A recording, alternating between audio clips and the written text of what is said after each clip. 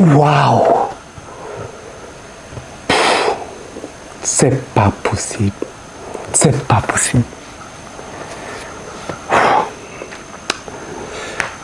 Alors, je sors d'un grand sommeil. Le rêve a été brisé, mais le repas a retenu la naissance d'une nouvelle génération. Je ne sais pas si j'aurai la force de faire ce débrief, mais soyez très indulgents avec moi, parce que c'est le cœur qui parle. Merci Barcelone, merci Yamal, merci Pedri, merci De Jong, merci Koubarsi, merci toute l'équipe, merci Rafinha, merci Flick. Je n'en reviens pas. Quelle sensation! Hier, le rêve a été brisé, mais la naissance est nette et claire. C'est avec beaucoup de recul, à froid, que je fais ce débrief. Et dans ce débrief, je vais m'amuser ici à noter les joueurs et surtout à vous révéler l'horizon qui s'annonce très radieux, qui s'annonce meilleur pour nous les supporters du Barça. Quelle sensation! Quel match! Merci les gars. Merci de nous offrir ce type de sensation. J'ai mal, c'est vrai, j'ai mal, mais c'est interdit de pleurer. On ne pleure pas. C'est vraiment interdit de pleurer. Pourquoi je ne pleure pas? Tout simplement parce que je revis le Barça de Guardiola, je revis le Barça de Samuel Eto'o, de Messi. Est-ce qu'un autre Messi est né? Lamine Yamal, 17 ans. Ah non, je ne m'attarde pas sur toi, je reviens vers toi à la fin de la vidéo, à la fin de ce débrief, parce que tu es la révélation du siècle. Que dire de tous les temps? Que c'est cruel.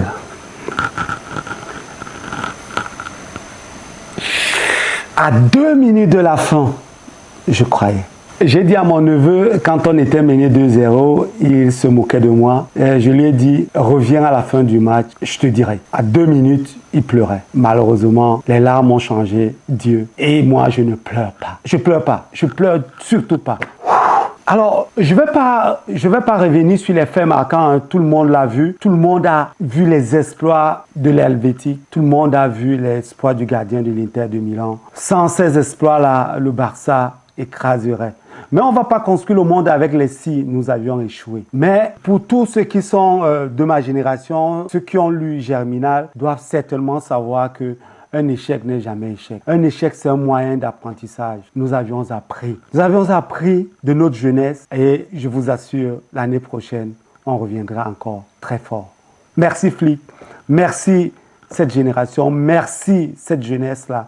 Nous sommes l'équipe ayant la plus jeune, sinon la deuxième équipe ayant une moyenne d'âge inférieure à 25 ans. Je vous assure, mes larmes sont effectivement un moyen de me remotiver et de comprendre que les jours meilleurs sont à venir. Dimanche, un autre challenge. Je pense Flick aura les mots juste pour raviver la flamme, pour raviver le jeu. Que c'est flamboyant, que c'est éloquent. Quelle prestance les enfants, quelle prestance la jeunesse. Waouh! Mais je vis un moment de rêve. J'ai vu Cristiano Ronaldo, j'ai vu Messi, j'ai vu Samuel Eto'o. Je vois Yamal, je vois Kylian Mbappé. Mais qu'est-ce que j'ai la chance? Qu'est-ce que nous avions comme chance de vivre ce type d'époque?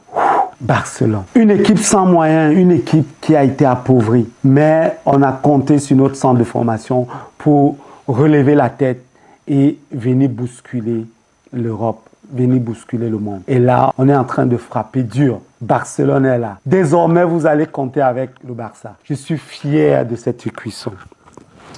Je suis très fier. Alors, quelles sont les leçons à retenir, bien entendu, dans ce match? On va parler de naïveté, on va parler de jeunesse, on va parler de concentration. Mais si je revois, ce n'est pas pour blâmer notre capitaine. Quelle erreur! Il est l'un des plus capés défenseurs de notre équipe. Mais je ne vais pas le blâmer, ça peut arriver. Mais seulement, je ne vais pas aussi blâmer l'arbitrage, parce qu'en réalité, sur ce dernier but, on peut se mordre les doigts. Mais comme j'ai dit au début de la vidéo, on ne pleure pas. C'est interdit de pleurer. C'est interdit de pleurer.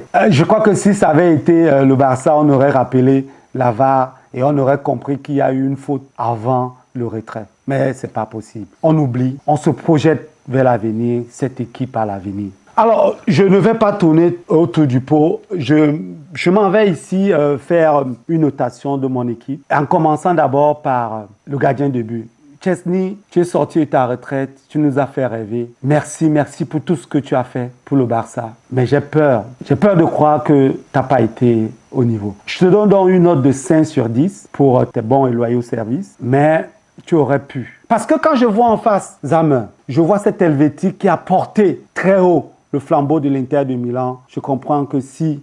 je reviens sur le si. Mais tu as manqué le coach. Tu aurais pu être le héros. Tu aurais pu être celui-là qui nous tirait vers le haut. Mais tu as été très moyen.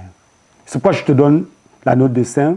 Et si je reste sur toi, je risque de ne pas être gentil, mais on a manqué de baraka. On retient juste tes beaux moments. Mais il est temps de penser à autre chose. Merci Chesney. Merci Zamer parce que tu nous as aussi fait rêver. Bien que ayant supprimé les velléités de l'ami Yamal, ton fils, tu as réussi à faire qualifier l'Inter de Milan à toi tout seul. Je te donne la note de 9 sur 10. Tu le mérites. Bravo, bravo, bravo, bravo. Alors au niveau de la défense, non.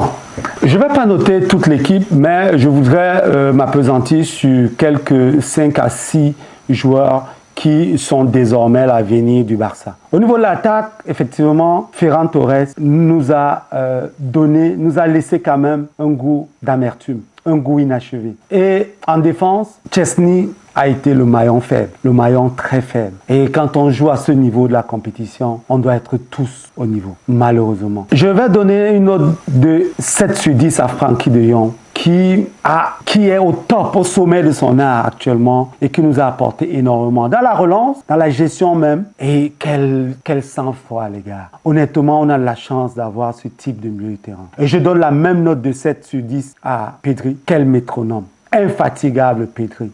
Il y a eu des hauts et des bas, mais on retient finalement cette prestance-là, cette facilité, cette aisance technique. Les gars, bravo, bravo, bravo. Koubarsi, on fait tout le temps l'apologie de l'ami Yamal, mais on oublie qu'il a son compère, qu'il a son ami d'enfance, qui a pratiquement le même âge que lui en défense. Quelle responsabilité. À cet âge-là, je ne sais pas ce que je faisais.